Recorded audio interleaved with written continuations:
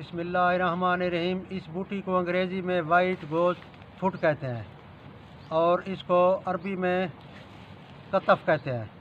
इसको सिंधी में नींबू बूटी नींबू साग कहते हैं। सराइकी में इसे बाथू कहते हैं और उर्दू में बथवा कहते हैं। इसका मिजाज सर्द तर है, दर्जा अव्वल के अंदर। इसके अलावा ये बदल है पालक साग का। ये आम तौर पर साग के अंदर मिलाकर पकाया जाता है, बथवा। इसके अलावा भी इसके इस्तेमाल के कई तरीके हैं। गर्म मिजाज वालों के लिए खसूसन मुफीद है। इसके अलावा इसके सब्ज़ पत्तों का पानी निचोड़ कर पिलाया जाए, जिनका पेशाब बंद हो तो पेशाब खारिज हो जाता है। इसके अलावा इसके बीजों को आप उसरुल बाउल, जिसमें पेशाब तंगी से आता है, तकतीरुल बाउल, जिसमें पेशाब के कतरे गिरते हैं, उसके लिए ये बेहतरीन है।